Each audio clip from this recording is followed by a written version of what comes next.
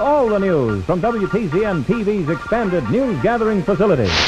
WTCN TV, Channel 11. This is KARE 11 News at 10.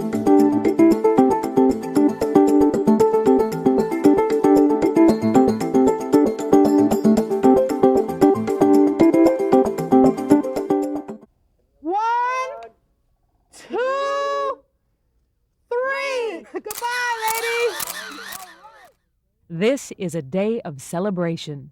Paloma, the golden eagle, returns to the wild near Babcock, Wisconsin. Just 6 months ago, this breathtaking symbol of freedom was literally fighting for life.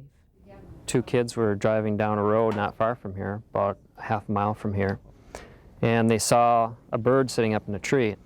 Unfortunately, they made the decision to get out of their vehicle, and they shot at the eagle and they hit it. And when it fell to the ground, they started kicking it and beating it. A truck driver rescued the bloody bird from the roadside, and she eventually ended in the hands of the Raptor Center's Dr. Dave Howard at the University of Minnesota. Labored treatment of her blindness and broken wings began immediately. We can see she's got a number of bright white spots in her, and those are lead pellets from the shotgun wounds that she received. This bone here is the radius, and it's not only broken, but it's splintered as well, as we can see by this long whitish fragment in there. This is the x-ray, the radiograph that was taken 2 weeks, I think, no, closer to a month after her original surgery.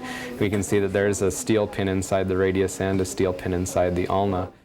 Aviary rehabilitation procedures parallel human medicine and cost nearly as much. Paid for by private sources, Paloma's bill rang up more than $3,000.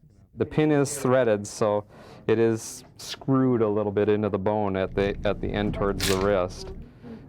So I'm just going to unscrew it a little bit, then when it's loose, pull. Now what we'll do is let her rest in her cage for another couple weeks while the bone rearranges itself. Then she'll go to a flight room. The flight room is the first big step to Paloma's recovery.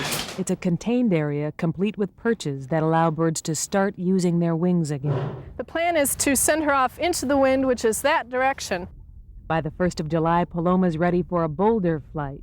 Not yet soaring, but rather leaps and skips, barely off the ground, are signs of success. She's got a lot of work to do to build up her muscles, there's no doubt about it. While she continues to strengthen her wings, this will become routine for Paloma. Nearly 3 weeks later, she is flying a little higher. This rehabilitation is typical for the Raptor Center. Founded in 1974 by Dr. Pat Reddig, nearly 700 birds of prey are expected to be treated here this year. 90% of the facility's budget comes from memberships and donations to fund not only medical treatment, but also, and maybe more importantly, educational services. This is a red-tailed hawk, and this is one of the more common raptors in the state of Minnesota. Tom Spicer is one of the 200 staffers at the center who volunteer as tour guides. Through education on a public level with children, when you start early, there's an awareness publicly about these birds, and our program has proven that. In our way, I've tried to apologize to this bird for the suffering that she sustained, but by the same token, I think the cause of education and appreciation for wildlife resources was really greatly advanced. While Paloma brought awareness to federally protected wildlife, today her reward is release in Wisconsin's Sand Hill Wildlife Refuge. Joan Steffend, KARE 11 News.